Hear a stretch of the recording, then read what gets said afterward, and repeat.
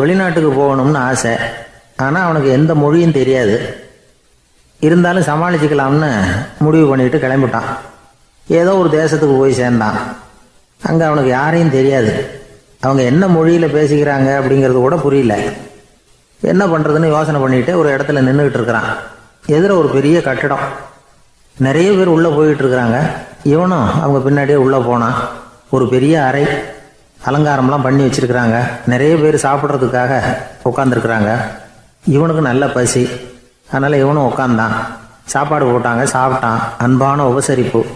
இவன் மனசு உள்ள நினச்சிக்கிட்டான், இது ஏதோ அரசருடைய அரண்மனை மாதிரி தெரியுது, இன்னைக்கு ஏதோ விருந்து நடக்குது, நல்ல வேளை நம்ம பசியும் தீர்ந்தது அப்படின்னு நினச்சிக்கிட்டே நிமிர்ந்து பார்க்குறான்.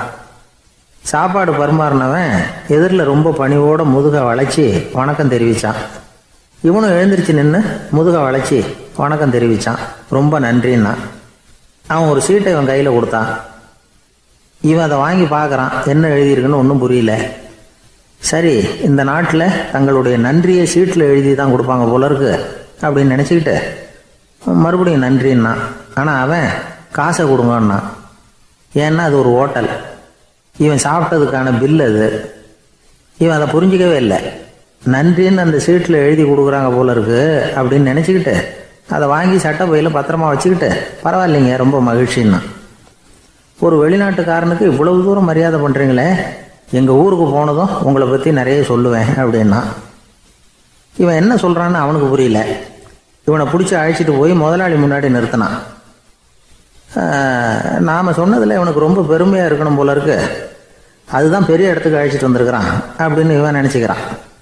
அவரும் பில்லுக்கான பணத்தை கொடுங்கிறாரு. பரவாயில்லைங்க ரொம்ப மகிழ்ச்சி நன்றிங்கிறான் இவன். அவரு பார்த்தார், இவனை நீதிமன்றத்துக்கு அனுப்பி வச்சுட்டார். இவன் என்ன நினச்சிக்கிட்டான், நம்மளை இந்த ஊர் ராஜா முன்னாடியே அழைச்சிக்கிட்டு வந்து நிறுத்தி இருக்கிறாங்க போல இருக்கு, என்ன ஒரு பெருந்தன்மை அப்படின்னு நினச்சிக்கிறான். நீதிபதி சொன்னார், சாப்பிட்டதுக்கான பணத்தை கொடுத்துரு, இல்லைன்னா அதுக்கான தண்டனையை அனுபவிக்க வேண்டி இருக்கும்னார்.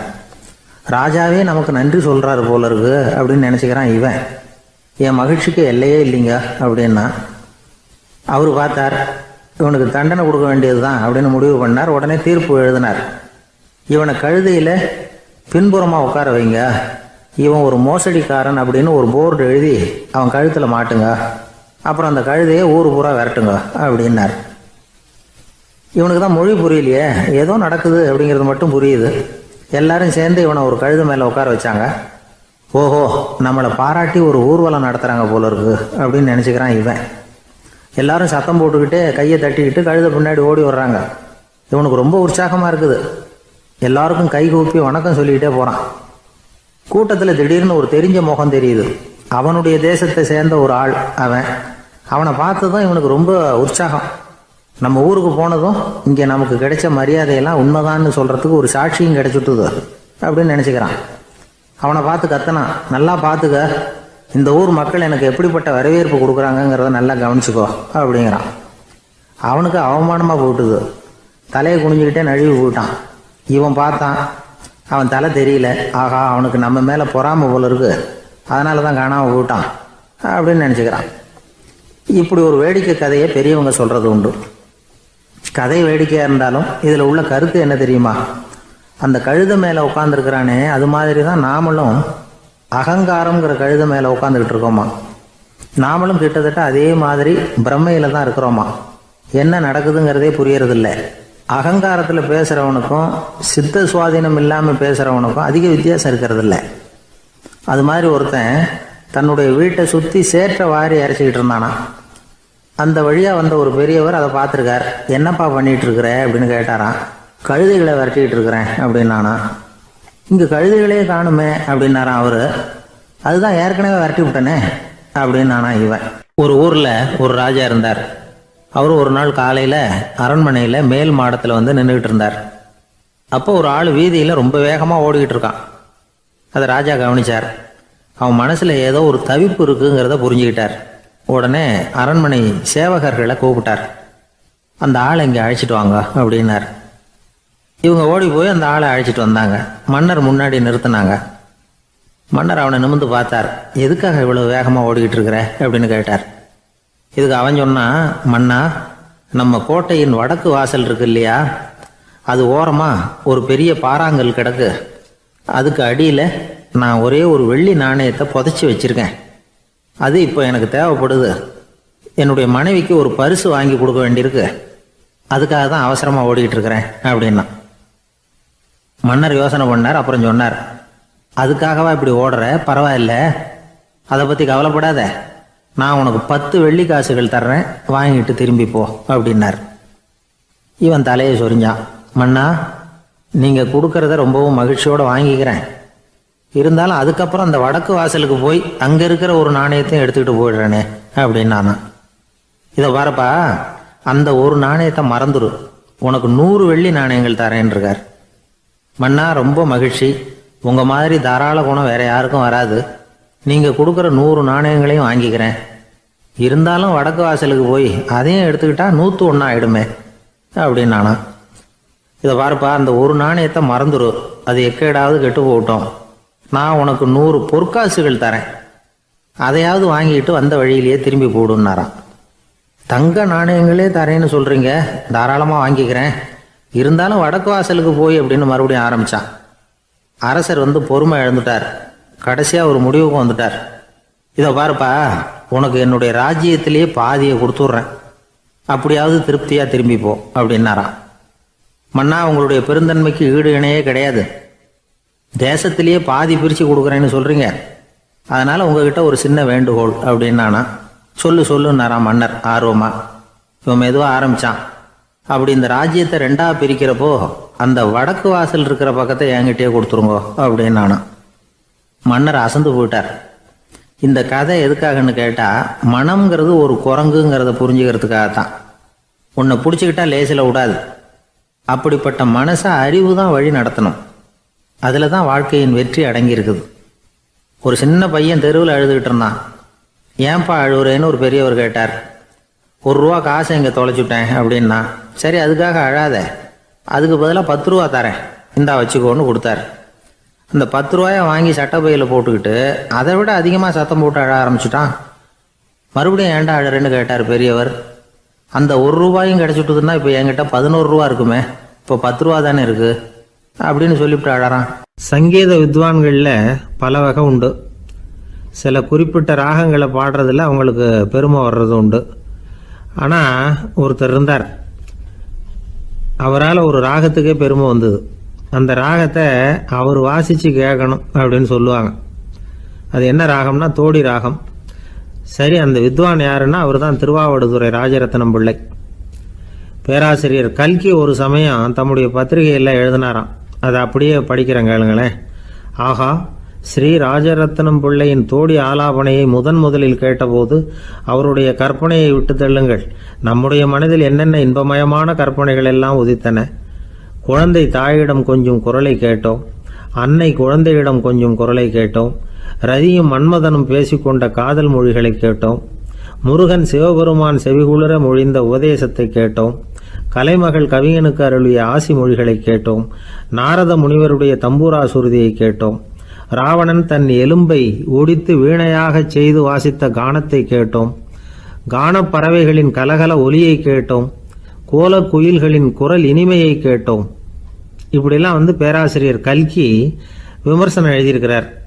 திருவாவடுதுறை ராஜரத்னம் பிள்ளை அவர்களுடைய வாசிப்பை கேட்டுட்டு TN ராஜரத்னம் பிள்ளை இறந்து போனார். அப்போ கவிஞர் கண்ணதாசன் எழுதினார், செவியனில் ஓடி எங்கள் சிந்தையில் ஓடி இந்த புவியெல்லாம் ஓடி நின்பார் பொங்கிய தோடி வேறிங்கு எவரிடம் போகும் ஐய இனி அதை காப்பார் யாவர் அவிந்தனின் சடலத்தோடே அவிந்தது தோடிதானும் அப்படின்னு எழுதினாராம்.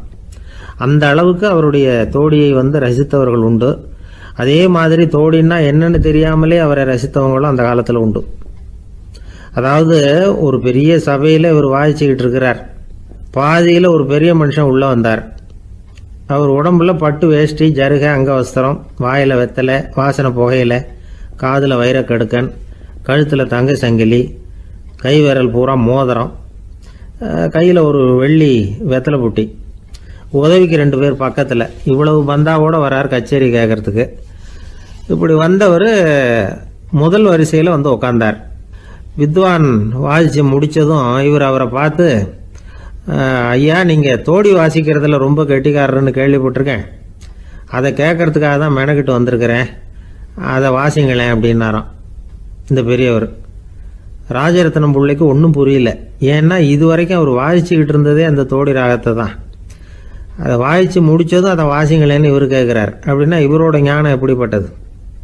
இவ்வளவும் கேட்டுட்டு இப்படி கேட்குறாரே அப்படின்னு அவர் யோசிச்சிருக்கிறார் ராஜரத்னம் பிள்ளை. உடனே என்ன பண்ணார் தெரியுமா? பக்கத்தில் ரொம்ப சாதுவாக சுருதி போட்டுக்கிட்டு இருந்த ஒரு முதுகில் ஓங்கி ஒரு குத்து விட்டாராம். அவருக்கு ஒன்றும் புரியல, எதுக்கு நம்மளை அடிக்கிறார் இவர், நம்மளை குத்துறாரு வித்வான்னு. அவர் அதிர்ச்சியால் இவர் நிமிர்ந்து பார்த்துருக்கார். அப்போ ராஜரத்னம் பிள்ளை சொன்னாராம், ஏய்யா ஐயா பெரிய மனுஷன், என்னுடைய பரம ரசிகர், தோடி ராகம் கேட்கணுங்கிறதுக்காக இவ்வளோ தூரம் வந்திருக்கிறார், வந்து வரிசையில் உட்காந்துருக்கார். நீ இந்த சமயம் பார்த்து தோடி ராகம் வாசிக்கிற நாதஸ்வரத்தை வீட்டில் வச்சுட்டு வந்துட்டியே, இப்போ ஐயாவுக்காக அந்த ராகத்தை நான் எப்படி வாசிக்கிறது அப்படின்னு சொல்லிவிட்டு மறுபடியும் முதுகில் ஒரு அடி கொடுத்தாராம். அடி வாங்கினவருக்கே சிரிப்பு அடக்க முடியலையா. எனக்கு இது மட்டும்தான் சார் தெரியும், இதை தவிர வேறு எதுவும் தெரியாது அப்படின்னு சொல்லிக்கிட்டே காலம் தள்ளுறவங்க ரொம்ப பேர். அவங்கெல்லாம் கஷ்டப்பட வேண்டியிருக்கும். ஒருத்தர் தன்னுடைய தொழிலில் ரொம்ப கெட்டிக்காரராக இருக்கலாம், அதுக்காக எப்பவும் அதே ஞாபகத்தில் இருந்துக்கிட்டு உலகியல் அறிவு இல்லாமல் இருந்துடக்கூடாது, அது ஆபத்து. இதுக்காக நம்ம தாத்தா பாட்டிலாம் ஒரு கதை சொல்லுவாங்களே, கேள்விப்பட்டிருக்கீங்களா? ஒரு சமயம் ஒரு 4 பேர் சேர்ந்து வெளியூருக்கு பிரயாணம் போனாங்களாம். அந்த 4 பேர் எப்படி தெரியுமா? ஒருத்தர் வேதாந்தி, இன்னொருத்தர் சங்கீத வித்வான், 3வது ஆள் வைத்தியர், 4வது ஆள் ஜோசியர். இவங்க 4 பேரும் நண்பர்கள். அதனால் சேர்ந்து புறப்பட்டாங்க. வழியில் ஒரு ஊரில் தங்கினாங்க. இருட்டி போச்சு. அதனால் இன்றைக்கி ராத்திரி இங்கேயே தங்கி இருந்துட்டு நாளைக்கு புறப்படலாம் அப்படின்னு தீர்மானம் பண்ணாங்க. சாப்பாட்டுக்கு என்ன பண்ணுறது? அங்கேயே கடத்தெருவுக்கு போய் சாமான்லாம் வாங்கியாந்து சமைச்சு சாப்பிட்லாம்னு முடிவு பண்ணாங்க. 4 பேர் இருக்கிறதுனால ஆளுக்கு ஒரு காரியமாக செய்யலாம் அப்படின்னு வேலையை பிரிச்சுக்கிட்டாங்க. வைத்தியர் கரிகாய் வாங்க போனார், வேதாந்தி எண்ணெய் வாங்க போனார், ஜோசியர் பலசரக்கு வாங்க போனார், சங்கீத வித்வானுக்கு சமைக்கிற வேலை. எல்லாம் சரி. ஆனால் நடந்தது என்ன தெரியுமா? கடைத்தெருவுக்கு காய்கறி வாங்க போனார்ல வைத்தியர், அங்கே போய் மார்க்கெட்டில் பார்த்தார். ஒவ்வொரு கறிகாயாக எடுத்து பார்த்தார். இது பித்தம், உடம்புக்கு ஒத்துக்காது, இது வாயு, உடம்பு ஒத்துக்காது அப்படின்னு ஒவ்வொன்றா தள்ளினார். கடைசியில் ஒன்றுமே தேரல, வெறுங்கையோடு திரும்பி வந்துக்கிட்டு இருக்கிறார். எண்ணெய் வாங்க போனார் வேதாந்தி, அவர் ஒரு தொன்னையில் எண்ணெயை வாங்கினார். பேசாமல் அதை எடுத்துகிட்டு வர வேண்டியது தானே, முடியல. அவருடைய வேதாந்த மூளை சிந்திக்க ஆரம்பிச்சுட்டுது. இந்த தொன்னைக்கு எண்ணெய் ஆதாரமா அல்லது எண்ணெய்க்கு தொன்னை ஆதாரமா அப்படிங்கிற ஆராய்ச்சியில் இறங்கினார். என்னாச்சு தெரியுமா? அப்படி கவுத்து பார்த்தார். வாங்கின எண்ணெய் பூராவையும் வழியில் கொட்டிவிட்டு வெறும் தொன்னையோடு சேர்ந்தார். பலசரக்கு வாங்க போனார் ஜோசியர், அவர் ஒரு வழியில் பார்த்தார். வழியில் வந்தவங்களெல்லாம் அங்கங்கே ஒரு மரத்தடியில் உட்கார வச்சு அவங்களுக்கெல்லாம் ஆர்வம் சொல்ல ஆரம்பிச்சிட்டார். அப்படி ஒவ்வொருத்தராக சொல்லி முடிச்சுட்டு கடத்தருக்கு போய் சேர்ந்தார். இவர் அங்கே போய் சேர்றதுக்குள்ளே ரொம்ப நேரம் ஆகிட்டுது. கடையெல்லாம் பூட்டி விட்டு போயிட்டாங்க. என்ன செய்கிறது? அவரும் வெறுங்கையோடு திரும்பி சேர்ந்தார். சரி, இவங்க கதை தான் இப்படி ஆச்சு. அங்கே சமைக்கிறதுக்காக உட்காந்துருந்தார் சங்கீத வித்வான், அவர் கதை என்னாச்சு தெரியுமா? அங்கே அவர் அடுப்பை பற்ற வச்சு ஒலையை கொதிக்க வச்சார். அதாவது ஒரு பானையில் தண்ணியை ஊற்றி அடுப்பில் வச்சார். அது கொதிக்க ஆரம்பிச்சிது. தண்ணி கொதிக்கிற சத்தம் இருக்குதுல்ல, அது இவருக்கு தாளம் போடுறது மாதிரி இருந்தது. ஒரே குஷி, பாட ஆரம்பிச்சிட்டார். பாடிக்கிட்டே உற்சாகமாக கையில் இருந்த கரண்டியால் அந்த பானையில் தட்டினார், தாளம் போடுறதா நினச்சிக்கிட்டு. அவ்வளவுதான், பானை பட்டுன்னு உடஞ்சி போச்சு. தலையில் கையை வச்சுக்கிட்டு அவரும் உட்காந்துட்டார். எந்த தொழில் தெரிஞ்சாலும் சரி, அதை புத்திசாலித்தனமாக பயன்படுத்த தெரியலன்னா ஆபத்து தான். அதுக்காக தான் இந்த கதை. ஒரு பஸ்ஸு டிரைவர் ரொம்ப கெட்டிக்காரர். பஸ்ஸை ரொம்ப திறமையாக ஆபத்து இல்லாமல் ஓட்டினதுக்காக பரிசுலாம் வாங்கினவர். அவரே ஒரு படகு ஓட்டுறதுக்காக அழைச்சிட்டு போயிருக்கிறாங்க, மோட்டார் படகு. அதையும் ரொம்ப திறமையாக தான் ஓட்டிகிட்டு போயிருக்கிறாரு. நடுக்கடலில் போனதும் படகு நின்று போச்சு. மோட்டாரில் ஏதோ கோளாறு. என்ன செய்யலாம் அப்படின்னு அந்த டிரைவரை கேட்டிருக்கிறாங்க படகுல இருந்தவங்கெல்லாம். அப்போ அவர் சொன்னாராம், கவலைப்படாதீங்க, ஒன்றும் பிரச்சனை இல்லை, எல்லாரும் கொஞ்சம் கீழே இறங்கி பின்னாடி தள்ளுங்க, மோட்டார் ஸ்டார்ட் ஆகிடும் அப்படின்னாராம். இமயமலை அடிவாரத்தில் ஒரு மடம், அங்கே ஒரு சன்னியாசி இருந்தார். அவர்கிட்ட ஒருத்தர் வந்தார். சுவாமி, ஆசையை உதற நினைக்கிறேன், முடியல, ஒட்டிக்கிட்டே வருது அப்படின்னாராம். இப்படி உட்கார, ஒரு கதை சொல்கிறேன் அப்படின்னு சொல்லி அவர் சொல்ல ஆரம்பித்தாராம். அவர் சொன்ன கதை என்னென்னா, ஒரு ஊரில் ஒரு ஆள் இருந்தான். அவன் பேர் குப்புசாமி. அவங்ககிட்ட எப்பவும் ஒரு பழைய தொப்பி இருக்கும், விடவே மாட்டான். அதனால் அவனை எல்லாரும் தொப்பி சாமி அப்படின்னு தான் கூப்பிடுறது வழக்கம். ஒரு புது தொப்பி வாங்கிக்கப்படாதாப்பா அப்படின்னு நண்பர்கள்லாம் சொல்லி பார்த்தாங்க. பணத்துக்கு எங்கே போவேன் அப்படின்னு விட்டானா. பணம் வச்சுருக்கான், செலவு பண்ண மனசு வரல. மகா கஞ்சன். பழைய பாட்டில்கள்லாம் வாங்கி விற்றுக்கிட்டு இருந்தான். அப்படி ஒரு தடவை பழைய கண்ணாடி சாமான்களை ஏலத்தில் எடுத்தப்போ அதில் ஒரு அருமையான சென்ட்டு பாட்டில் கிடச்சிது. உடனே ஒரு ஐடியா பண்ணான். அந்த சென்ட்டை சின்ன சின்ன பாட்டில்களில் அடைச்சி ஜன்னல் ஓரமாக அடுக்கி வச்சுட்டான். அதை விற்றா நிறைய பணம் கிடைக்குமே, அதனால். இதுக்கு இடையில் ஒரு நாள் அவன் அப்படியே உட்காந்துருந்தான். அந்த நேரம் நண்பன் வந்தான். ஏண்டா உன் பழைய தொப்பியை மாற்றப்படாதா, ஊரில் எல்லோரும் கேலி பேசுகிறாங்களே ஒன்று தொப்பி சாமின்னு அப்படின்னு சொல்லி கேட்டிருக்கான். இந்த சென்ட்டு பாட்டில் விற்றதும் பணம் வரும், அதுக்கப்புறம் பார்க்கலாம் அப்படின்னு நானா இவன். சரி வா நீச்சல் குளத்துக்கு போயிட்டு வருவோம் அப்படின்னு கூப்பிட்ருக்கான் நண்பன். 2 பேரும் போனாங்க. அதே நேரம் அந்த ஊர் நீதிபதியும் அங்கே குளிக்க வந்தாராம். அவர்கிட்ட இருந்தது விலை வசந்த ஒரு புது தொப்பி. அதை அங்கே இருந்த ஸ்டாண்டில் மாட்டிவிட்டு குளிக்க போனார். இதுக்கிடையில் குப்புசாமி குளிச்சுட்டு வந்தான். அவனுடைய பழைய தொப்பியை காணலை. அந்த புது தொப்பியை பார்த்தா இது நண்பனுடைய வேலை தான் அப்படிங்கிறதாக புரிஞ்சுக்கிட்டு அதை எடுத்து மாட்டிகிட்டு வந்துட்டான். நீதிபதி குளிச்சுட்டு வந்து பார்க்குறாரு, தொப்பியை காணும். போலீஸில் புகார் கொடுத்தார். அவங்க தேடினாங்க. ஒரு மூலையில் பழைய தொப்பி கிடச்சிது. அடடா இது நம்ம குப்புசாமியோட தொப்பி இல்லையா அப்படின்னு நானா ஒருத்தன். உடனே அவன் வீட்டுக்கு தேடிட்டு போயிருக்காங்க. அங்கே போய் பார்த்தா புது தொப்பி அங்கே இருக்குது. உடனே அவனுக்கு 1000 ரூபா அபராதம் போட்டாங்களாம். அவன் பணத்தை கட்டிவிட்டு ரொம்ப எரிச்சலோடு வீட்டுக்கு வந்தான். பழைய தொப்பி கண்ணில் பட்டது. மறுபடியும் உன்னால் தானே எனக்கு 1000 ரூபா நஷ்டம் அப்படின்னு சொல்லி அதை எடுத்துக்கிட்டு அப்படி போயிருக்கான். அந்த ஊர் குளத்தில் வீசி எரிஞ்சிட்டு வந்துட்டான். அது மீன் பிடிக்கிற ஒருத்தன் கையில் சிக்கிச்சு. அவன் வர்ற வழியில் அதை எடுத்து வேகமாக வீசி எறிஞ்சான். அது நேராக குப்புசாமி வீட்டு ஜன்னல் வழியாக உள்ளே இந்த சென்ட்டு பாட்டில்கள் மேலே விழுந்து எல்லாம் உடஞ்சி நொறுங்கி போச்சு. குப்புசாமி பார்த்தான். தோட்டத்தில் ஆழமாக ஒரு குழியை வெட்டினான். அந்த தொப்பியை போட்டான், மூடிவிட்டான். இதை அடுத்த வீட்டுக்காரன் பார்த்தான். ஏதோ புதையல் தான் வச்சுருக்கான் போல இருக்குன்னு நினச்சான். போலீஸில் போய் புகார் கொடுத்துட்டான். மறுபடியும் போலீஸ் குழியை தோண்டினாங்க. பழைய தொப்பி மறுபடியும் வெளியில் வந்தது. எல்லோரும் சிரிக்கிறாங்க. அன்னைக்கு ராத்திரியே அந்த தொப்பியை எடுத்துக்கிட்டு நேராக புறப்பட்டான். ஒரு கல்லில் அதை சேர்த்து கட்டி குடிநீர் தொட்டி இருக்கும்ல அதில் போட்டுட்டு வந்துட்டான். இனிமேல் என்ன பண்ணும் பார்ப்போன்னு. ஒரு நாள் திடீர்னு குழாயெல்லாம் அடைப்பட்டு போச்சு. மாநகராட்சி அலுவலர்கள் என்னன்னு பார்த்தா அந்த பழைய தொப்பி குழாயை அடைச்சிக்கிட்டு இருக்குது. இது குப்புசாமியோட தொப்பிங்கிறது தான் எல்லாருக்கும் தெரியுமே. உடனே குடிநீரை பாழாக்கணத்துக்காக குப்புசாமிக்கு கோர்ட்டு 2500 ரூபா அபராதம் போட்டுவிட்டுது. அதையும் கட்டிவிட்டு வெளில வந்தான். கடைசியாக முடிவு பண்ணான். ஒரு நெருப்பு குச்சியை கிழிச்சான். தொப்பியை கொளுத்தினான். எரிஞ்சுது. எடுத்து வெளில எரிஞ்சான். கொஞ்ச நேரத்தில் தீ அணைப்பு படம் வந்துட்டுது. ஆமாம், இவன் எடுத்து எரிஞ்சது வெளியில் விழுந்து வீட்டு கூரையே பற்றிக்கிட்டு எரிய ஆரம்பிச்சுட்டுது. அவனோட பணத்தாசையும் அதோடு சேர்ந்து எரிஞ்சு போச்சான். இப்படி ஒரு கதை. இந்த கதையை சொல்லி முடித்தார் அந்த இமயமலை அடிவாரத்தில் இருந்த சன்னியாசி. இப்போ அந்த குப்புசாமி எங்கே இருக்கிறான்னு கேட்டார் எதிரில் இருந்தவர். இதோ உன் எதிரிலே இருக்கிறான், நான் தான் அந்த குப்புசாமி அப்படின்னாரான் அந்த சன்னியாசி. அந்த குப்புசாமி கிட்ட இருந்தது மாதிரி ஒரு பழைய தொப்பி நம்ம ஒவ்வொருத்தர்கிட்டையும் உண்டு. அதை எப்படி தொலைக்கிறதுன்னு தெரியாமல் தடுமாறிக்கிட்டு இருக்கிறோம். அது என்ன தொப்பிங்கிறீங்களா? அதுதான் நம்மை சூழ்ந்திருக்கிற மாயை அப்படிங்கிறார் சுவாமி சின்மயானந்தர். மெய்ஞானம் கிடைக்கிறப்போ மாயை எரிஞ்சு போகும் அப்படிங்கிறது அவருடைய கருத்து. நம்மால் ஒருத்தர் வேகமாக ஓடி வந்தார். காலில் மாட்டியிருந்த பழைய செருப்பு 2 ஆவேசமாக தூக்கி ஒரு கிணத்துல போட்டுட்டு வெறுங்காலோடு நடந்து வந்துக்கிட்டு இருக்கிறார்.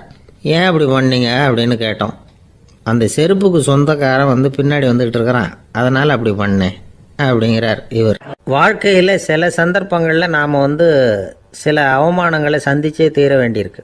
என்ன பண்ணுறது, காலம் அப்படி. அவமானப்படுறவங்க உடனே அடங்கி போய்டுறது தான் உலக வழக்கம். அவமானப்பட்டால் உடனே சீறி எழறவங்களும் உண்டு. ஆனால் அதையே ஒரு சவாலாக எடுத்துக்கிட்டு முன்னுக்கு வர்றவங்களும் சில பேர் இருக்கிறாங்க. அவங்க ரொம்ப அபூர்வம். இன்றைக்கி மனோதத்துவ நிபுணர்கள்லாம் என்ன சொல்கிறாங்க தெரியுமா? அவமானப்பட்டுட்டா உடனே அடங்கி போயிடக்கூடாதான். அதையே ஒரு சவாலாக எடுத்துக்கிட்டு மனசில் ஒரு வைராக்கியத்தோடு முயற்சி பண்ணினா வாழ்க்கையில் எல்லாரும் முன்னேறலாமா. அவமானங்கிறத நாம் வைராக்கியமாக மாற்றிக்கணும். அதுதான் வெற்றிக்கு வழி. ராமர் இந்த பூமியில் பிறந்ததே ஒரு வைராக்கியத்தினால தான் சார் அப்படின்னார் ஒருத்தர். எப்படிங்க அது அப்படின்னு கேட்டேன். அவர் சொன்னார், தசரதருக்கு ராமர் குழந்தையாக பிறக்கணும், அப்போ தான் இங்கே இருக்கிற கஷ்டங்கள்லாம் நீங்கும் அப்படின்னு சர்வ லோகமும் எதிர்பார்த்துக்கிட்டு இருக்குது. ஆனால் அவர் எப்போ வந்து பிறப்பார் அப்படின்னு யாருக்கும் தெரியல. அந்த காரியம் சீக்கிரம் நடக்கணுமே, அதுக்கு என்ன பண்ணுறது? நாரதர் வந்தார் ஒரு நாள் தசரதரை தேடி. தசரதா, உனக்கு ஒரு செய்தி தெரியுமான்னு ஆரம்பித்தார். அவர் எப்பவும் இப்படித்தானே ஆரம்பிக்கிறது வழக்கம். என்ன விஷயம்னு கேட்டார் தசரதர். தசரதா, நீ அடிக்கடி உன்னோட தேரில் ஏறிக்கிட்டு தேவலோகத்துக்கு போகிற, அங்கே போகிற வர்ற எல்லாம் பண்ணிகிட்ருக்க, எல்லாம் சரி. தேவலோகத்துலேயும் உன்னை நல்லபடியாக தான் வரவேற்கிறாங்க. தேவேந்திரன் உன்னை பிரியமாக அழைச்சிட்டு போய் தன்னுடைய அரியாசனத்திலேயே தனக்கு பக்கத்திலேயே உட்கார வைக்கிறான். நீயும் சந்தோஷமாக உட்காந்து பேசிவிட்டு வந்துடுற. ஆனால் நீ இங்கே வந்ததுக்கு அப்புறம் அங்கே என்ன நடக்குது தெரியுமா உனக்கு அப்படின்னாரான் நாரதர்.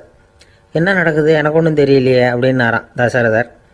நாரதர்கிட்ட கிட்டத்தில் வந்து கேட்டிருக்கார், கொஞ்சம் சொல்லுங்கள் என்னது அப்படின்னு.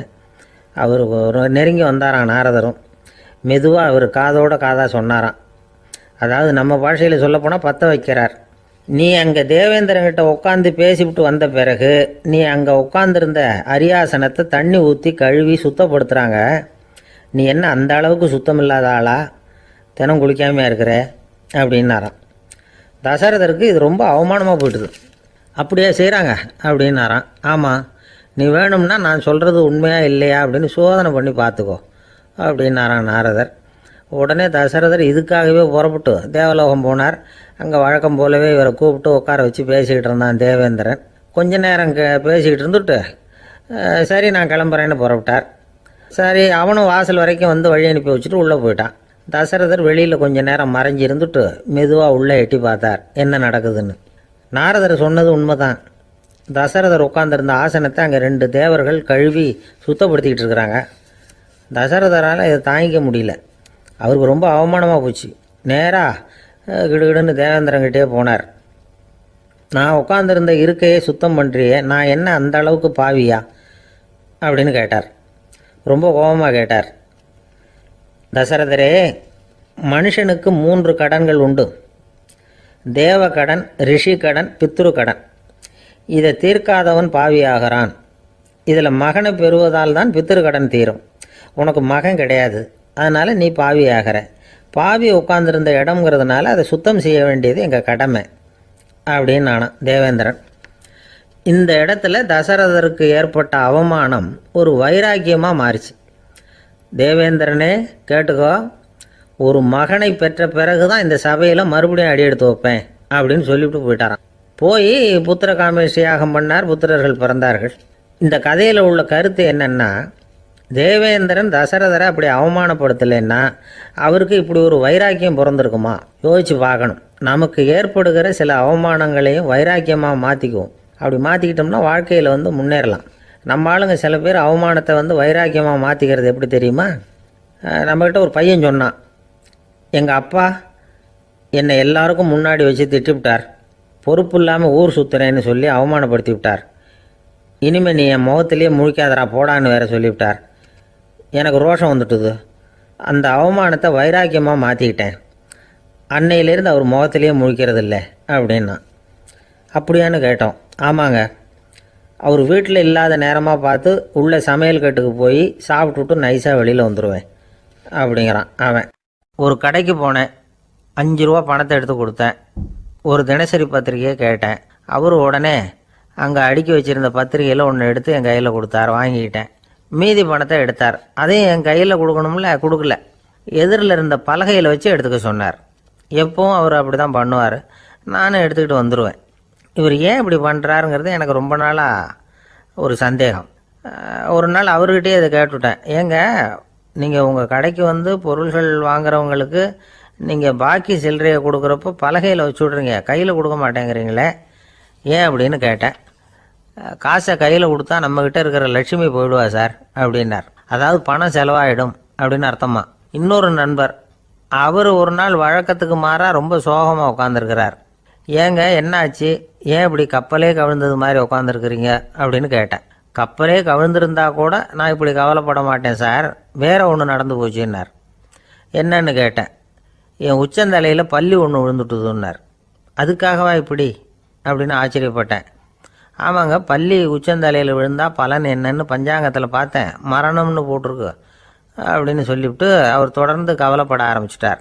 இப்படியும் ஒருத்தர். என் கூட வேலை பார்க்குற ஒருத்தர் எப்படி தெரியுமா, தினமும் வலது காலை வச்சு தான் ஆஃபீஸுக்கு உள்ளே நுழைவார். என்னைக்காவது தவறுதலாக இடது காலை வச்சு உள்ளே வந்துட்டார்னா அன்னைக்கு பூரா மனசு சங்கடப்படுவார். எந்த வேலையும் சரியாக ஓடாது. கேரம் போர்டு ஆடுற ஒருத்தர் எப்போ ஆட உட்காந்தாலும் ஸ்ட்ரைக்கரை கை தவறி கீழே விழுற மாதிரி பண்ணி அதுக்கப்புறம் அதை எடுத்துக்கிட்டு ஆட உட்காருவார். ஏன்னா எப்போ ஒரு தடவை நிஜமாகவே அது கை தவறி கீழே விழுந்திருக்குது. அன்னைக்கு பிரமாதமாக ஜெயிச்சுட்டார். உடனே ஒரு முடிவுக்கு வந்துட்டார், கை தவறுனா லாபம் அப்படின்னு. அதுக்கப்புறம் அதையே பழக்கமாக்கிக்கிட்டார். பூனை குறுக்க போனால் சகனம் சரியில்லைன்னு நினைக்கிறவங்க உண்டு.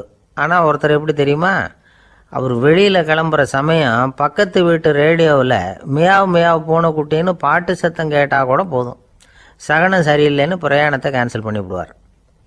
இப்போ இவ்வளவும் எதுக்கு சொல்கிறோம்னா, அளவுக்கு மீறின சகுன நம்பிக்கைகள் இருக்கு பாருங்க, இதோட பயமும் சேர்ந்துக்கிட்டதுன்னு வச்சுக்கோங்க, இது ஒருத்தருடைய மனநிலையை பாதிச்சிடும். இது உளவியல் நிபுணர்கள் சொல்கிற கருத்து. வாழ்க்கையே தடுமாற வச்சிரும்.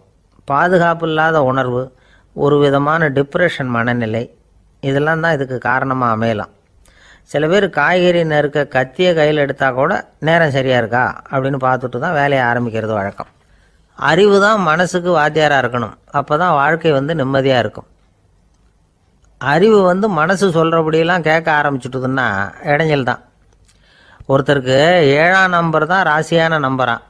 7ஆம் தேதி தான் எந்த காரியத்தையும் ஆரம்பிப்பாராம். 7 எழுத்து வர்றது மாதிரி பேரை மாற்றி வச்சுக்கிட்டார். 7 மணிக்கு தான் தினமும் எழுந்திருப்பார். 7ஆம் நம்பர் வீட்டில் தான் குடியிருக்கார். கல்யாணம் கூட 7ஆம் தேதி தான் பண்ணிக்கிட்டார். அவர் ஒரு நாள் குதிரை பந்தயத்துக்கு போனாராம். குதிரையோட பேரையெல்லாம் பார்த்தார். ஒரு குதிரையோட பேர் 7 எழுத்தில் அமைஞ்சிருந்தது.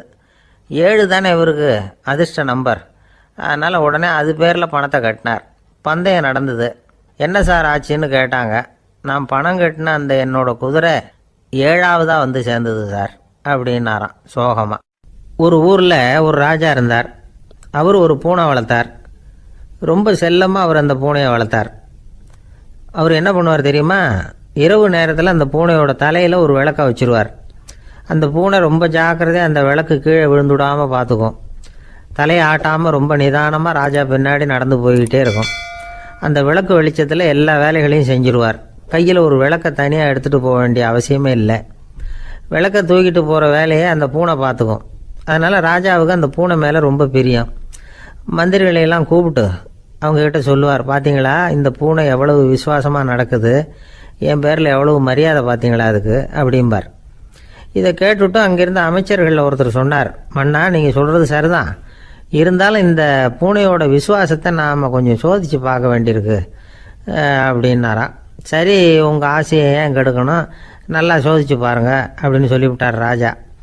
உடனே அந்த அமைச்சர் என்ன பண்ணார் தெரியுமா, எங்கேயோ புறப்பட்டு போனார். ஒரு 5-6 எலிகளை பிடிச்சிட்டு வந்தார். அரண்மனையில் ராஜா ஏதோ வேலை பார்த்துக்கிட்டு இருக்கிறாரு.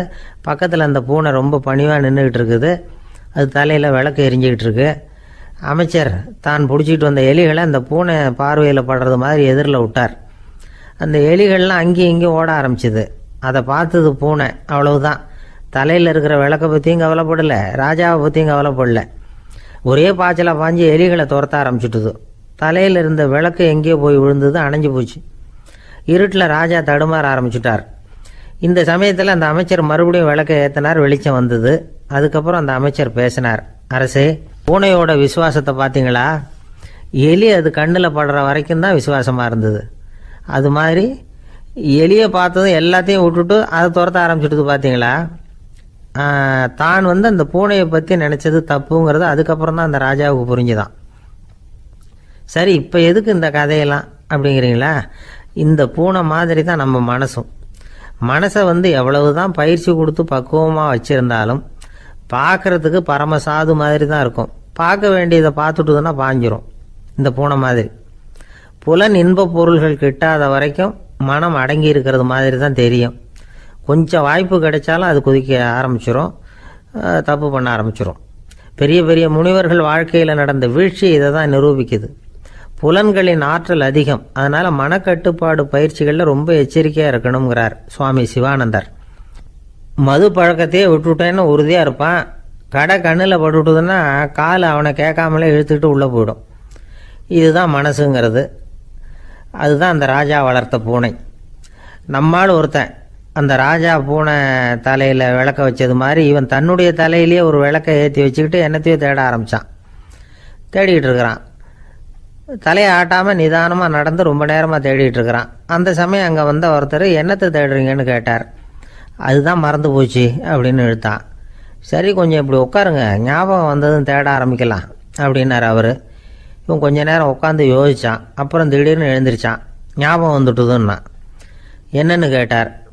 எங்கள் வீட்டில் இருந்த விளக்கை எங்கே வச்சேன்னு தெரியல, அதை தான் தேடிக்கிட்டு இருக்கிறேன், ஏற்றி வைக்கலாம்னு பார்க்குறேன் அப்படின்னா. இந்த உலகத்தில் நாம் நல்லபடியாக இருக்கணும்னா அதுக்கு முக்கியமாக தேவைப்படுறது ரெண்டு. ஒன்று செல்வம், இன்னொன்று அறிவு. சரி, இது ரெண்டில் சிறந்தது எது அப்படின்னு ஒரு கேள்வி கேட்டால் என்ன பதில் சொல்கிறது? இதே கேள்வியை ஹஸ்ரத் அலி அவர்கள்கிட்ட கேட்டாங்களாம். அவர் ஒரு பெரிய அறிஞர். கேள்வி கேட்டவங்களும் சாதாரண ஆட்கள் இல்லை, இவங்களும் அறிஞர்கள். ஒரு நாள் ஹஸ்ரத் அலி அவர்கள்கிட்ட 10 அறிஞர்கள் வந்தாங்களாம். ஐயா, நாங்கள் 10 பேரும் உங்ககிட்ட ஒரே கேள்வியை தான் கேட்க வந்திருக்கிறோம், ஆனால் எங்கள் 10 பேருக்கும் நீங்கள் தனித்தனியாக பதில் சொல்ல முடியுமா அப்படின்னு கேட்டிருக்காங்க. அதாவது அவங்க ஒரே கேள்விக்கு இவர்கிட்ட இருந்து 10 விதமான பதில் எதிர்பார்க்குறாங்க. சரி, கேளுங்க, என்ன கேள்வி அப்படின்னார் அவர். அப்போ தான் அவங்க கேட்டாங்களாம், செல்வம் அறிவு இது ரெண்டில் சிறந்தது எது? இதுதான் கேள்வி. ஹஸ்ரத் அலி என்ன பண்ணார் தெரியுமா? அவங்கள ஒவ்வொருத்தராக கூப்பிட்டார். ஒவ்வொரு விதமான பதிலை சொல்லி அனுப்புனார். முதல்ல ஒருத்தரை கூப்பிட்டார். சொன்னார், அறிவுங்கிறது தீர்க்கதரிசிகள், ஞானிகள், மகான்கள் இவங்களோட பரம்பரை சொத்து. ஆனால் செல்வம்ங்கிறது கொடுங்கோலரின் ஆயுதம். அதனால் அறிவு தான் சிறந்தது அப்படின்னார். ரெண்டாவது ஆளை கூப்பிட்டார்.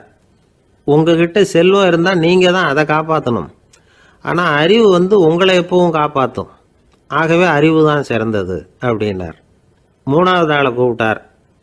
செல்வந்தனுக்கு எப்போதும் விரோதிகள் அதிகம், ஆனால் அறிஞனுக்கு நண்பர்கள் அதிகம், அதனால் அறிவு தான் சிறந்ததுன்னார். அடுத்தவரை கூப்பிட்டார். செல்வம் அடுத்தவங்களுக்கு கொடுக்க கொடுக்க குறையும், ஆனால் கல்விங்கிறது அதிகரிச்சுக்கிட்டே வரும், கொடுக்கறதுனால குறையாது, அதனால் அறிவு தான் சிறந்ததுன்னார். இன்னொருத்தரை கூப்பிட்டார். அறிவுள்ளவன் எப்பவும் அதை அடுத்தவங்களுக்கு வாரி வழங்கிக்கிட்டே இருப்பான், அதனால் அவங்ககிட்ட தாராளத்தன்மை இருக்கும், ஆனால் செல்வந்தன்கிட்ட கஞ்சத்தனம் தான் இருக்கும், அதனால் அறிவு தான் சிறந்ததுன்னார். ஆறாவது நபரை கூப்பிட்டார். செல்வத்தை கள்வர்கள் திருடிட்டு போக முடியும், ஆனால் அறிவை அப்படி திருடிட்டு போக முடியாது அப்படின்னார்.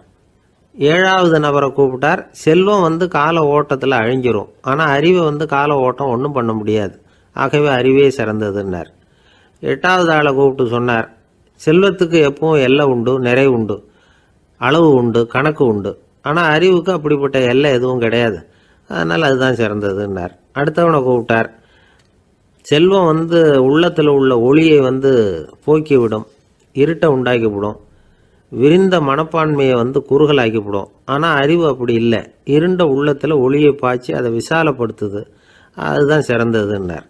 கடைசியாக 10வது நபரை கூப்பிட்டார். செல்வம் மனசில் செருக்கை உண்டாக்குது, ஆணவத்தை ஏற்படுத்துது, அதனால் நானே கடவுள்னு நினைக்கிற அளவுக்கு மனுஷனை தாழ்த்தி விடுது, ஆனால் அறிவு பணிவையும் பண்பாட்டையும் வளர்க்குது, அதனால் அறிவு தான் சிறந்ததுன்னார்.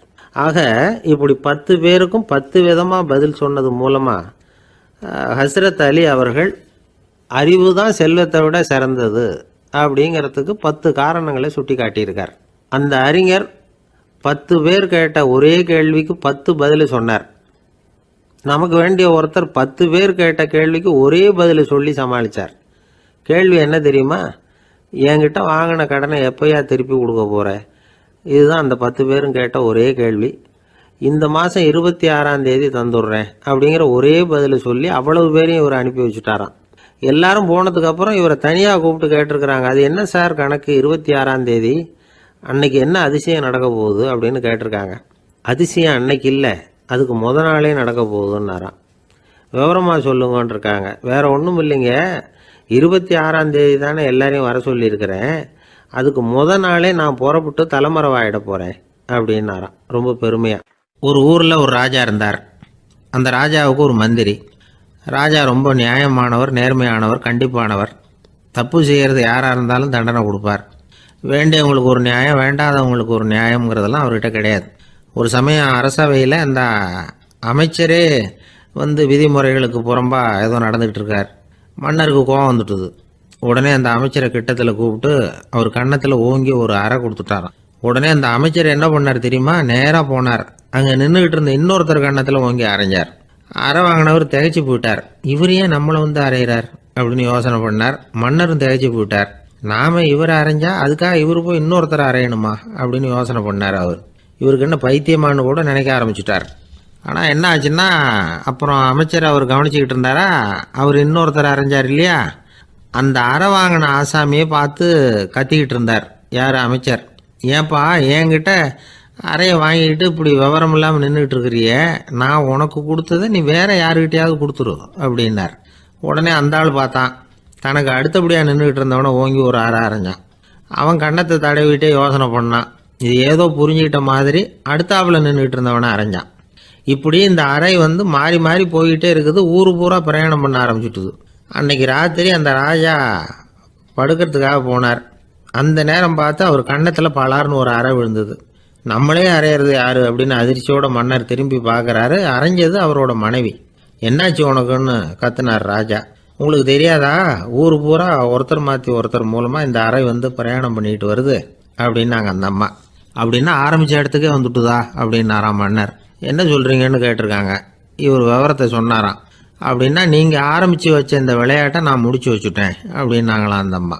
மறுநாள் காலை மறுபடியும் அரசவை கூடிச்சு அந்த அமைச்சர் மன்னரை பார்த்து கேட்டார். என்ன மகாராஜா, என்கிட்ட கொடுத்ததை திருப்பி வாங்கிட்டீங்களா அப்படின்னாராம். இப்படி நடக்கும்னு நான் எதிர்பார்க்கவே இல்லைன்னார் மன்னர். ஆனால் நான் எதிர்பார்த்தேன். அது எங்கே போயிட போகுது, ஊர் பூரா சுற்றி கடைசியில் உங்ககிட்ட தான் வந்து சேரும் அப்படிங்கிறது எனக்கு தெரியும் அப்படின்னார் அமைச்சர்.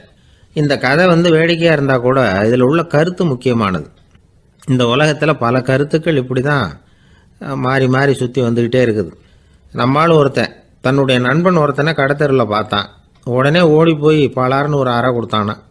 அவன் கன்னத்தை தடவிட்டு ஏன்டா என்ன அரைஞ்சேன்னு கேட்டிருக்கான். நீ ஏன்டா என்னை முட்டாள்னு என் மனைவிட்ட போய் சொன்னேன் அப்படின்ட்டுருக்கான் அவன். உன்னை ஒரு முட்டாள்னு சொன்னதுக்காகவா நீ என்ன அரைஞ்ச அப்படின்னு கேட்டிருக்கான் இவன். டேய், நான் அதுக்காக அறையலப்பா, அது ஒரு பெரிய ரகசியம். நான் முட்டாளுங்கிறது அந்த ரகசியத்தை நீ வந்து ஏன் எங்கள் வீட்டில் போய் சொன்னேன், அதுக்காக தான் அரைஞ்சேன் அப்படின்னு நானும் அவன். ஒரு இலக்கிய கூட்டம் ஏற்பாடு பண்ணியிருக்கிறோம், நீங்கள் அவசியம் வந்து அதில் பேசணும் அப்படின்னு கேட்டுக்கிட்டார் ஒருத்தர். வேணாங்க, 4 பேருக்கு முன்னாடி வந்து நிற்கிறதுனா எனக்கு ரொம்ப கூச்சமாக இருக்கும் அப்படின்னாரு இவர். ஏன் சார் இன்னமும் குழந்த மாதிரி கூச்சப்படுறீங்களே அப்படின்னார் அவர் ஒரு மாதிரியாக சமாளித்து அனுப்பி வச்சுட்டு அதுக்கப்புறம் அதை பற்றி இவர் யோசித்து பார்த்துருக்கார். சில நிபுணர்கள் எழுதியிருக்கிறத படித்தும் பார்த்துருக்கிறார். மனோதத்துவ நிபுணர்கள் என்ன சொல்கிறாங்க தெரியுமா? 10லேருந்து 20% குழந்தைகள் பிறக்கிறப்பவே கூச்ச சுபாவம் கொண்டதாக தான் இருக்குதான். ஒரு தாத்தா தன்னோட பேர பிள்ளைய ஆசையாக கூப்பிடுறார் விளையாட்டு காட்ட, அதை அழுதுகிட்டு ஓடி போகுது. ஒரு அம்மா தன்னோட பிள்ளைய பள்ளிக்கூடத்தில் சேர்க்கறதுக்காக கூப்பிட்டுக்கிட்டு போகிறாங்க. அந்த புள்ள அம்மாவோட முந்தானையில் ஒளிஞ்சிக்கிட்டு வெளியில் வரமாட்டேங்குது. இவங்களெல்லாம் எப்படி சமாளிக்கிறது? குழந்தைகளோட கூச்ச சுபாவத்தை போக்குறது எப்படி? இதுக்கு நிபுணர்கள் சில யோசனைகளை சொல்லியிருக்கிறாங்க. மற்றவங்களுக்கு முன்னாடி என் பையனுக்கு கூச்சம் ரொம்ப அதிகம் சார், மற்றவங்க பார்த்தா ரொம்ப வெக்கப்படுறான், இப்படி சொல்கிற அப்பாக்கள் உண்டு. என் பையன் புது மனுஷால பார்த்தா அட்டையாக ஒட்டிக்குவான் சார் அப்படின்னு சொல்கிற அப்பாக்களும் உண்டு. இப்படிலாம் குழந்தைகளுக்கு வந்து முத்திரை குத்துறது ரொம்ப தப்பான். புதுசாக யாராவது வீட்டுக்கு வந்தால் குழந்தை தானாக தன்னோட கூச்சத்தையும் பயத்தையும் போக்கிக்கிட்டு சகஜமாக மாறி வர்றதுக்கு வாய்ப்பு கொடுக்கணுமா. ஒரு கூட்டத்துக்கோ அல்லது சொந்தக்காரங்க கல்யாணத்துக்கோ குழந்தைய அழைச்சிட்டு போகிறீங்க, அங்கே போய் கட்டாயப்படுத்தி குழந்தைய மற்றவங்க கிட்ட பேச சொல்லக்கூடாது. சில சமயம் குழந்தை தானாக தன்னுடைய கூச்ச சுபாவத்தை விட்டு பேசுறதுக்கு முன் வந்தால் அதை பாராட்டணும். குழந்தை கலகலப்பு இல்லாமல் மௌனமாக இருந்ததுன்னா அதையும் கண்டுக்கக்கூடாது. குழந்தை பேச ஆரம்பித்தா அதை ஆர்வத்தோடு கவனிக்க தெரியணும். கலந்து உரையாடுற பழக்கத்தை வீட்லேயே ஆரம்பிக்கலாம். கேட்டதுக்கு பதில் சொல் அப்படின்னு நீங்கள் அதிகாரம் பண்ணிகிட்டு இருக்கக்கூடாது. அது வந்து குழந்தைக்கு பேசுகிற சந்தர்ப்பத்தை குறைச்சிருமா. இப்போ நாம் அதிகாரம் பண்ணால் கேலி செய்கிற பழக்கம் குழந்தைகளை வந்து ரொம்ப பாதிச்சிருமா. பெரியவங்களானதுக்கு அப்புறமும் சில பேர் கூச்சத்தோடவும் பயத்தோடவும் இருக்கிறதுக்கு இதுதான் காரணம். சின்ன வயசில் அவங்கெல்லாம் ஏதாவது கேலிக்கு ஆளாகி இருப்பாங்க. 2வது குழந்தை மூத்த குழந்தைய வந்து கேலிக்கு ஆளாகிற சந்தர்ப்பங்களை கண்டு கேலி பண்ணினா அது இளம் நெஞ்சங்களை விட்டு நீங்கிறதே இல்லையா. எப்பவும் குழந்தையோட நடை உடை பாவனைகளை பற்றி சொல்லிக்கிட்டே இருக்கக்கூடாதான். அதுவே கூச்ச சுபாவத்தை கொண்டுட்டு வந்துருமா. அப்பா எங்கன்னு யாராவது கேட்டால் இது மாதிரி இன்ன காரியத்துக்காக வெளியில் போயிருக்கார், இத்தனை மணிக்கு திரும்பி வருவார் அப்படின்னு சொல்கிற அளவுக்கு குழந்தைகளை பழக்கப்படுத்தி வைக்கணும். ஃபோன்லேயே யாராவது விசாரித்தா கூட இது மாதிரி பதில் சொல்லு அப்படின்னு சொல்லணும். சின்ன சின்ன மீட்டிங்கில் 4 வாரத்தை பேச தயார் பண்ணலாம். ஒரு கடையிலையோ அல்லது ஹோட்டல்லையோ ஏதாவது விவரம் கேட்கணும்னா உங்கள் குழந்தைய தைரியமாக அனுப்புங்க. குழந்தைகள் பணிவாகவும் பொறுமையாகவும் விவரம் கேட்குறப்போ கூச்ச சுபாவம் தானாக போயிடும். சின்ன வயசுலேயே இப்படிலாம் பழக்கப்படுத்தினா தான் வருங்காலத்தில் தைரியமாக இந்த சமுதாயத்தில் வாழ முடியும். இல்லைன்னா 60 வயசுலேயும் அடுப்பங்கரையை விட்டு வெளில வர்றதுக்கு கூச்சப்பட்டுக்கிட்டு தான் இருக்க வேண்டியிருக்கும். இந்த காலத்து பிள்ளைங்க எவ்வளவோ பரவாயில்ல, எதுக்கும் தயங்குறதில்ல, கூச்சப்படுறதில்ல. ஒரு அம்மா அடுப்பங்கரையிலேருந்து சத்தம் போட்டாங்க, டேய் ராமு, தயவு பண்ணி அந்த டிவியை நிறுத்துறா, அந்த பெண்ணோட குரல் மகா மோசம், அடுப்பங்கரையில் இருக்கிற என்னாலேயே அதை சகிச்சிக்க முடியல அப்படின்னாங்களாம். உடனே பையன் கொஞ்சம் கூட தயங்காமல் பதில் சொல்கிறான், அம்மா, இந்த குரல் டிவியிலேருந்து வரல, எழுத்த விட்டு மாமி தான் இங்கே வந்திருக்கிறாங்க, அவங்க தான் இப்போ என்னோட பேசிக்கிட்டு இருக்கிறாங்க அப்படின்னு நானும். வங்க நாவலாசிரியர் சரத் சந்திரர் ஒரு நண்பர் அவர்கிட்ட வந்தார். வழக்கமாக எல்லா எழுத்தாளர்கள்கிட்டையும் கேட்குற ஒரு கேள்வியை கேட்டார். நீங்கள் எழுத்துத்துறைக்கு வந்தது எப்படி? இதுதான் கேள்வி. அதை தெரிஞ்சு என்ன பிரயோஜனம்னார் சரத் சந்திரர். சும்மா சொல்லுங்களேன், தெரிஞ்சுக்கிறேன் அப்படின்னார் வந்தவர். சரி சொல்கிறேன்னு ஆரம்பித்தார். நான் ரங்கூனில் வேலை பார்த்துக்கிட்டு இருந்தேன். சம்பளம் பத்தில், வேலையும் பார்த்துக்கிட்டு ஒரு பலசரக்கு கடை வைக்கலாம்னு நினச்சேன். என்னால் மளிகை கடை வச்சு சரியாக நடத்த முடியுமாங்கிற சந்தேகம் என் மனைவிக்கு. அதை சோதனை பண்ணி பார்க்கணுங்கிறதுக்காக சில பொருள்களின் அளவு, அதோட விலை, இப்படி சிலதை சொல்லி எல்லாத்தையும் மனக்கணக்காக கூட்டி போட சொன்னாங்க. என்னால் சரியாக கூட்டி சொல்ல முடியல. உங்களால் மளிகை கடை நடத்த முடியாதுன்னு சொல்லிவிட்டாங்க. உடனே என்ன பண்ணுறது, வேறு வழி இல்லை, கதை எழுத ஆரம்பிச்சிட்டேன் அப்படின்னார். கேட்டவருக்கு சிரிப்பு வந்துட்டு தான். சரத் சந்திரர் ஒரு பக்கம் சீரியஸான நாவல்கள், சிறுகதைகள் எழுதியிருந்தாலும் அவருடைய இன்னொரு பக்கம் வேற விதம். நண்பர்கள்கிட்ட பேசும்பொழுதும் சரி, அவர்களுக்கு கடிதங்கள் எழுதும் போதும் சரி, கேலியும் கிண்டலும் நகைச்சுவை உணர்வும் அதிகமாக இருக்கும். காந்திஜி ஒரு சமயம் கல்கத்தாவுக்கு வந்திருந்தார். தேசபக்தர்கள் பல பேர் அவர்கிட்ட பேசிக்கிட்டு இருந்தாங்க. அப்போது சரத் சந்திரரும் அங்கே இருந்தார். கிரண் சங்கர் ராய் அப்படிங்கிறவரும் அங்கே இருந்தார். அவர் சொன்னாராம், காந்திஜியோட பழகிய முதல் வங்காளி நான் தான். போயர் யுத்த காலத்தில் இவர் லண்டனுக்கு வந்திருந்தப்போ என்கிட்ட தான் வங்காள மொழி கற்றுக்கிட்டார் அப்படின்னாராம். உடனே சரத் சந்திரர் காந்திஜியை பார்த்து, இவர் உங்களுக்கு வங்காள மொழி கற்றுக் கொடுத்தது உண்மைதானா அப்படின்னாராம். ஆமான்னாராம் காந்தி. அதனால தான் உங்களால் வங்காள மொழி கற்றுக்க முடியல அப்படின்னாராம். எல்லாரும் சிரிச்சாங்களாம். சரத் சந்திரர் சாம்தாபேர் அப்படிங்கிற கிராமத்தில் தங்கியிருந்தார் ஒரு இலக்கிய நிகழ்ச்சியில் கலந்துக்கிறதுக்காக. அதுக்காக ஒரு கல்கத்தாவுக்கு போக வேண்டிய சூழ்நிலை. அதுக்காக புறப்பட்டார். அந்த சமயத்தில் பின்னாடி இருந்து யாரோ அவரை கூப்பிட்டாங்க. இப்படி கூப்பிட்டவரை பார்த்து இன்னொருத்தர் யாரோ அதட்டி இருக்கிறாங்க. போகிறவரை ஏன் இப்படி கூப்பிடுறீங்க அப்படின்னு. ஏன் கூப்பிட்டா என்னன்னு கேட்டிருக்கார் சரத் சந்திரர். புறப்படுறவங்கள பின்னாடி இருந்து கூப்பிடுறது அபசகுனம், போகிற இடத்துல ஏதாவது ஆபத்து வரலாம் அப்படின்னு அதுக்கு விளக்கம் கொடுத்துருக்கிறார் அவர். உடனே சரத் சந்திரர் சொன்னாராம், இதோ இவங்க என்னை இலக்கிய கூட்டத்துக்கு அழைச்சிட்டு போகிறாங்களே, இதை விட வேற என்ன ஆபத்து வந்துட போகுது அப்படின்னாராம். இப்படி சரத் சந்திரருக்கு இயல்பாகவே நகைச்சுவை உணர்வு உண்டு. அவருடைய நண்பர் ஒருத்தர் வீட்டுக்கு கூப்பிட்டுருந்தார். அங்கே ஒரு கச்சேரிக்கு ஏற்பாடு பண்ணியிருந்தாங்க. சரத் சந்திரருக்கு இயல்பாகவே கச்சேரியில் நீண்ட ஆலோசனையெல்லாம் கேட்கறதுக்கு பொறுமை இருக்காது.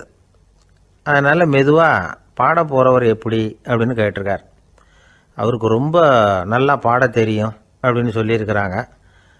அதுக்கு சரத் சந்திரர், பாட தெரியுங்கிறது சரி, பாட்டை நிறுத்த தெரியுமா, அதை சொல்லுங்கள் முதல்ல அப்படின்னாராம். ஒரு பெரியவர் உட்கார்ந்துருக்கிறார். அவரை சுற்றி அவருடைய தோழர்கள் உட்கார்ந்துருக்கிறாங்க. ஏதோ ஒரு முக்கியமான செய்தியை அவர் அவங்களுக்கு சொல்லிகிட்டு இருக்கிறார். அவங்களும் ஆர்வமாக கேட்டுக்கிட்டு இருக்கிறாங்க. இந்த சமயத்தில் யாரோ ஒரு ஆள் வேகமாக அங்கே வர்றார். வர்ற வேகத்திலேயே எனக்கு ஏதாவது உதவி செய்யுங்க அப்படின்னு கேட்டுக்கிட்டே வர்றார். கேட்கறது உதவி, ஆனால் குரல் மிரட்டுறது மாதிரி இருக்குது, அதட்டி கேட்கறது மாதிரி இருக்குது. இதை கேட்டதும் அந்த பெரியவர் ஆத்திரப்படலை, ஆனால் அவரை சுற்றி இருந்தவங்க ஆத்திரப்பட்டாங்க. இதை பெரியவர் கவனித்தார். கொஞ்சம் அமைதியாக இருங்கன்னார். வந்தவரை கூப்பிட்டார். அவருக்கு சில பொருள்களை கொடுத்தார். என்னங்க இப்போ உங்களுக்கு மகிழ்ச்சி தானே அப்படின்னார். ஆ அப்படின்னு அலட்சியமாக அவர் சொல்கிறார். நான் உங்களை நல்ல முறையில் நடத்தினேன்னா அப்படின்னு கேட்குறாரு அவர் மறுபடியும். அதெல்லாம் ஒன்றும் இல்லை அப்படின்னு சொல்லி அவர் சொல்லிகிட்டு இருக்கிறாரு. குரலில் கடுமை குறையில. சுற்றி இருந்தவங்களால இதை பொறுத்துக்க முடியல. கோபத்தோடு அவரை நோக்கி நெருங்க ஆரம்பித்தாங்க. பெரியவர் அவங்களையெல்லாம் தடுத்து நிறுத்தினார். வந்தவரை வாங்க என்னோட அப்படின்னு சொல்லி அழைச்சிட்டு போனார். வீட்டுக்கு போனார். அங்கே போனதும் இன்னும் சில பொருள்களை எடுத்து அவர்கிட்ட கொடுத்தார். இப்போ திருப்தி தானே, நான் உங்ககிட்ட நல்ல முறையில் நடந்துக்கிட்டேனா அப்படின்னார். அவர் முகம் இப்போ தான் கொஞ்சம் மலர்ந்தது. ரொம்ப நன்றி, இறைவன் உங்கள் குடும்பத்துக்கு எல்லா நன்மைகளையும் செய்வான் அப்படின்னு சொன்னார். இதே வார்த்தைகளை என்னுடைய தோழர்கள்கிட்டே சொல்லிட்டீங்கன்னா அவங்க கோபம் தணிஞ்சிரும், வர முடியுமான்னார். கண்டிப்பாக வர்றேன் அப்படின்னாரு. மறுநாள் காலையில் அந்த இடத்துக்கு வந்தார். அதே மாதிரி சொல்லிவிட்டு அவர் போயிட்டார். தோழர்கள்லாம் ரொம்ப வியப்போடு பெரியவரை பார்த்தாங்க. அந்த பெரியவர் தான் நபிகள் நாயகம். அவர் சொன்னார், ஒருத்தன் ரொம்ப ஆசையாக ஒரு ஒட்டகத்தை வளர்த்துக்கிட்டு வந்தான். ஒரு நாள் அந்த ஒட்டகம் கயத்தை அறுத்துக்கிட்டு ஓடி போயிட்டுது. அக்கம் பக்கத்தில் இருக்கிறவங்கெல்லாம் அந்த ஒட்டகத்தை பிடிக்கிறதுக்கு முயற்சி பண்ணாங்க. அதை துரத்திக்கிட்டு ஓடினாங்க. ஒட்டகம் தாறுமாறாக ஓட ஆரம்பிச்சுது. இந்த சமயத்தில் ஒட்டகத்தை வளர்த்தவன் அங்கே ஓடி வந்தான். நீங்கள் அதை ஒன்றும் செய்ய வேணாம், விட்டுருங்க. அதோட சுபாவம் எனக்கு நல்லா தெரியும். அதை சுலபமாக என்னோட வழிக்கு கொண்டுட்டு வந்துட முடியும். நான் பார்த்துக்கிறேன், விட்டுருங்கோ அப்படின்னா. எல்லாரும் விலைக்கு போயிட்டாங்க. இவன் என்ன செஞ்சான் தெரியுமா? கொஞ்சம் புல்லை கையில் எடுத்துக்கிட்டு அந்த ஒட்டகத்தை நெருங்கினான். அவ்வளவுதான். அது ஓடி இவன் காலடியில் உட்காந்துக்கிட்டது. செல்லமாக அதை அப்படியே தடவி கொடுத்தான். முதுகில் ஏறி உட்காந்துக்கிட்டான். அது பாட்டுக்கு சாதுவாக நடந்து போகுது. இந்த கதையை நபிகள் நாயகம் தம்முடைய தோழர்களுக்கு சொல்கிறார். ஒட்டகத்தை மட்டும் இல்லை, சில மனிதர்களையும் கூட சில விதத்தில் அணுகிதான் அவர்களை சீர்திருத்த வேண்டியிருக்குது அப்படிங்கிறத அவங்களுக்கு உணர்த்தினார். இது ஒரு அழகான உளவியல் அணுகுமுறை. சில குடும்ப தலைவர்கள் கூட இந்த ஒட்டகம் மாதிரி நடந்துக்கிறது உண்டு. அப்புறம் அடங்கி போகிறதும் உண்டு. ஒரு குடும்ப தலைவர் காலையில் எழுந்திரிச்சதுலேருந்து சத்தம் போட்டு கத்திக்கிட்டு இருப்பார். பக்கத்தில் இருந்தவங்கெல்லாம் ஓடி போய் சமாதானம் பண்ணி பார்த்தாங்க. அவர் ஓயறது மாதிரி தெரியல. கடைசியில் அவர் மனைவி வந்தாங்க. நீங்கள் எல்லாம் விலகி போயிடுங்க, அவர் சுபாவம் எனக்கு தெரியும், நான் பார்த்துக்கிறேன் அப்படின்னாங்க. சரின்னு எல்லாரும் போயிட்டாங்க. சாயந்தரமாக பார்க்குறாங்க, அவர் சத்தம் இல்லாமல் ஒரு மூலையில் உட்காந்துருக்கிறார். ரொம்ப சாதுவா. ஆச்சரியமாக இருந்தது. என்னம்மா பண்ணீங்கன்னு கேட்டாங்க. அது ஒன்றும் இல்லைங்க, ஒரு வேளை சாப்பாட்டை நிறுத்தினேன், பட்னி போட்டேன், அவ்வளவுதான் அப்படின்னாங்க அந்த அம்மா. அமெரிக்க ஜனாதிபதி ஆப்ரஹாம் லிங்கன் ஒரு நாள் தன்னோட கோச்சு வண்டியில் தலைநகரான வாஷிங்டனுக்கு போயிட்டு இருக்கிறார். கோச்சு வண்டி ஒரு சாலையில் போயிட்டு இருக்கு. அந்த சாலைக்கு ஒரு பக்கத்தில் பயங்கரமான சதுப்பு நிலம். சதுப்பு நிலம்னா அது புதைகுழி, புதை மணல்ங்கிறோம்ல, அது மாதிரி. அந்த சதுப்பு நிலத்தில் யாராவது மாட்டிக்கிட்டா அவ்வளோதான், ஆளை கொஞ்சம் கொஞ்சமாக உள்ள அமுக்கிவிடும். தப்பிச்சு கரையேறது கஷ்டம். அப்படிப்பட்ட நிலம் அது. ஆப்ரஹாம் லிங்கன் ஏதோ ஒரு முக்கியமான அரசாங்க வேலையாக போயிட்டு திரும்பி வந்துகிட்டு இருக்கிறார். அதனால் அந்த சமயத்தில் அவர் விலை வசந்த ஆடைகளை அணிஞ்சிருக்கிறார். அப்படி அவர் அந்த கோச்சு வண்டியில் வந்துகிட்டு இருக்கிறாரு. அந்த சமயத்தில் ஒரு காட்சி அவர் கண்ணில் பட்டுட்டுது. என்ன தெரியுமா? ரோட்டுக்கு பக்கத்தில் இருந்த சதுப்பு நிலத்தில் ஒரு இளம் பன்றி குட்டி சிக்கிக்கிட்டு தவிச்சிக்கிட்டு இருக்குது. பரிதாபமாக கத்திக்கிட்டு இருக்குது. அதை பார்த்தார் லிங்கன். அவருக்கு என்ன மாதிரி ஆயிட்டுது. உடனே வண்டியை நிறுத்த சொன்னார். கீழே இறங்கினார். தன்னோட விலை வசந்த ஆடைகளை பற்றி லட்சியம் பண்ணவே இல்லை. தனக்கே ஆபத்து வரலாம்ங்கிறத பற்றியும் கவலைப்படலை. தான் ஒரு குடியரசுத் தலைவருங்கிறத பற்றியும் அவர் நினச்சி பார்க்கல. நேராக அந்த சதுப்பு நிலம் பக்கமாக போனார். அந்த சேத்துல இறங்கி பன்றிக்குட்டியை காப்பாற்றி கரைக்கு கொண்டுட்டு சேர்த்துட்டார். அதுக்கப்புறம் நிம்மதியாக கோச்சு வண்டியில் ஏறி வெள்ள மாளிகைக்கு சேர்ந்தார். ட்ரெஸ்ஸு உடம்பு பூரா சேறு சகதி. பார்க்குறவங்களுக்கெல்லாம் ஆச்சரியமாக போச்சு. அவங்களுக்கு ஒன்றும் புரியல. இவர் நேராக ட்ரெஸ்ஸு மாற்றிக்கிறதுக்காக போனார். கோச்சு வண்டி ஓட்டிகிட்டு வந்தவங்கிட்ட போய் எல்லாரும் கேட்டாங்க என்ன ஆச்சு அப்படின்னு. அவர் வர்ற வழியில் நடந்த விவரத்தை சொன்னார். ஆப்ரஹாம் லிங்கனுடைய இந்த இறக்க குணத்தை எல்லாரும் பாராட்டினாங்களாம், புகழ்ந்தாங்களாம். ஆனால் இதுக்கு லிங்கன் என்ன பதில் சொன்னார் தெரியுமா? தயவு பண்ணி இந்த புகழ்ச்சியான பேச்சையெல்லாம் ஒதுக்குங்க, அதெல்லாம் வேணாம். அந்த சின்ன பிராணி சகதியில் மாட்டிக்கிட்டு துடிச்சிக்கிட்டு இருந்தது. அதை பார்த்தேன். உடனே என்னுடைய இதயத்தில் ஒரு முள்ளு தைச்சது மாதிரி ஒரு உணர்வு. அந்த முள்ளை பிடுங்கி எறிஞ்சேன், அவ்வளவுதான். உண்மையில் அந்த பிராணிக்கு நான் உதவினேங்கிறத விட எனக்கு ஏற்பட்ட இன்னலை போக்கிக்கிட்டேன் அப்படிங்கிறது தான் உண்மை. அதுதான் பொருத்தம். அப்படி இருக்கிறப்போ இதில் புகழறதுக்கு என்ன இருக்குது அப்படின்னாரு ஆபிரகாம் லிங்கன். எவ்வளவு யதார்த்தமான வார்த்தைகள் பாருங்க. இந்த காலத்தில் நம்மளையும் பல பேர் அப்படி உண்டு. நீச்சல் தெரியாத ஒரு ஆள் தண்ணியில் இறங்கிட்டான். தண்ணி ஆழங்கிறது அப்புறமா தான் தெரிஞ்சுது. தத்தளிக்க ஆரம்பிச்சுட்டான். வாழ்னு கத்துறான். கரையில் நின்றுட்டு இருந்த ஒருத்தர் இதை பார்த்தார். உடனே அவருக்கு இதயத்தில் முள்ளு தைச்சது மாதிரி ஒரு உணர்வு. உடனே குபீர்னு தண்ணியில் பாஞ்சார். அவரை காப்பாற்றி கரைக்கு கொண்டுட்டு வந்து சேர்த்தார். இதை பார்த்துக்கிட்டு இருந்த இன்னொருத்தர் காப்பாற்றின அந்த ஆளை பாராட்டி புகழ்ந்தார். என்ன புகழாதீங்க சார் அப்படின்னார் அவர். ஏன்னு கேட்டார் இவர். நான் அந்த ஆளை ஏன் காப்பாற்றினேன் தெரியுமா? அவன் நேற்றுக்கு என்கிட்ட 300 ரூபா கடன் வாங்கியிருக்கிறான். இவன் தண்ணியில் போட்டான்னா நான் கொடுத்த கடனும் தண்ணியில் போடும். அதனால தான் விழுந்து காப்பாற்றினேன் அப்படின்னா அந்த ஆள். ஒருத்தர் இருக்கார், நல்ல உத்தியோகத்தில் தான் இருக்கிறார். ஆனால் எப்போ பார்த்தாலும் முகத்தை வெறுப்பாக வச்சிருப்பார். அப்படியே வருவார் போவார். ஏன் சார் இப்படி இருக்கிறீங்க அப்படின்னு விசாரித்தோம். ஏன்டா இந்த வேலைக்கு வந்தோம்னு இருக்கு சார் அப்படின்னார். உங்கள் வேலை உங்களுக்கு பிடிக்கலையா அப்படின்னு கேட்டோம். இல்லைன்னார். இப்படிப்பட்டவங்க வெற்றிகரமான வாழ்க்கை வாழ முடியாது. இது நிபுணர்கள் கருத்து. வேலையை நேசிக்க தெரிந்தவர்கள் வெற்றி பெறுவார்கள் அப்படிங்கிறாங்க அவங்க. எந்த துறையாக இருந்தாலும் சரி, அந்த துறையில் வெற்றிகரமாக இருக்கிறவங்கள விசாரித்து பாருங்க. எனக்கு என்னுடைய வேலை ரொம்ப பிடிக்கும் அப்படின்னு சொல்கிறவங்களா தான் இருப்பாங்க. அப்படி இருந்தால் தான் அது வெற்றிகரமாக இருக்க முடியுது அவங்களால. ஒருத்தனுக்கு பிடித்தமான பொழுதுபோக்கே அவனுடைய தொழிலாக இருந்துட்டுதுன்னா அவனை மாதிரி கொடுத்து வச்சவன் வேற யாரும் இல்லை அப்படிங்கிறார் பெர்னாட் ஷா. ஒரு தடவை மன்னர் ஹுமாயூன் உயிரை தண்ணீர் முண்டு ஊற்றுகிற தொழிலாளி ஒருத்தர் காப்பாற்றினாராம் அந்த ஹுமாயூன் உயிரை. உடனே மன்னர் கேட்டிருக்கார், உனக்கு என்ன வேணும்னாலும் கேளு தரேன், உயர் பதவி வேணுமா அப்படின்னு கேட்டாராம். மன்னா, மக்களின் தாகம் தீர்க்கக்கூடிய இந்த பணியை விட உயர்ந்தது உண்டா அப்படின்னாராம் அந்த தொழிலாளி. அவரால் அவருடைய வேலையை நேசிக்க முடிஞ்சுது. அதனால் மகிழ்ச்சியாக இருக்க முடிஞ்சுது. நாமெல்லாம் அப்படி இல்லை. வேலை கிடைக்கிற வரைக்கும் கிடைச்சா போதும் அப்படின்னு இருக்கோம். கிடைச்சதுக்கப்புறம் ஏன்டா அந்த வேலைக்கு வந்தோம்னு ரொம்பவும் அழுத்துக்குவோம். சரி, நாம் இருக்கிற இடத்துல நாம் வெற்றிகரமாக இருக்க வழி உண்டா அப்படின்னா உண்டுன்னு சொல்கிறாங்க. அதாவது மன இயல் நிபுணர்கள் இருக்கிறாங்க இல்லையா, அவங்க அதுக்கு முக்கியமாக 6 வழிகள் சொல்கிறாங்க. நீங்கள் ஒரு அலுவலகத்தில் வேலை பார்க்குறவரா அப்படின்னா இதை கேளுங்க. அதாவது உங்கள் மேலதிகாரி எதிர்பார்ப்புக்கு தகுந்த மாதிரி உங்கள் வேலை இருக்குதா? அப்படி இல்லைன்னா முதல்ல உங்கள் வேலையின் தரம் உயரணும். உங்களுக்கு மேலே கீழே வேலை பார்க்குற பணியாளர்கள்கிட்ட நல்ல விதமாக பழகிறீங்களா? அந்த உறவு முறையில் ஏதாவது குறை இருந்தால் அதை கண்டுபிடிச்சி சரி பண்ணுங்க. நம்பிக்கைக்கு உரியவர் அப்படின்னு நீங்கள் பேர் எடுக்கணும். நீங்கள் எடுக்கிற முடிவு நல்ல முடிவாக தான் இருக்கும் அப்படின்னு அடுத்தவங்க சொல்லணும். உங்கள் தோற்றத்துக்கு முக்கியத்துவம் கொடுங்க. இது மனம் உடல் ரெண்டும் சம்பந்தப்பட்டது. அதனால் மனசையும் ஆரோக்கியமாக வச்சுருக்கணும், உடம்பையும் ஆரோக்கியமாக வச்சுருக்கணும். உங்களுடைய நிர்வாகம் செயல்படுற விதத்தை நல்லா புரிஞ்சு வச்சுக்கணும்.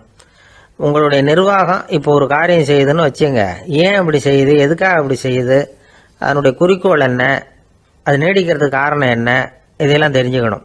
சிரிப்புக்கு வஞ்சகம் பண்ணக்கூடாது. நல்லா சிரிக்கணும், அப்போ தான் அது திரும்ப கிடைக்கும். கடந்த கால தோல்வியை பற்றி கவலைப்படக்கூடாது. முதலாளி விருப்பம் தெரிஞ்சு நடந்துக்கிறது நல்லது தான். அதுக்காக காக்கா பிடிக்கணுங்கிற அவசியம் இல்லை. உங்களுக்கு ஒரு பொறுப்பான வேலை கிடைக்குது, உடனே சத்தம் குழப்பம் அப்படின்னு சூழ்நிலை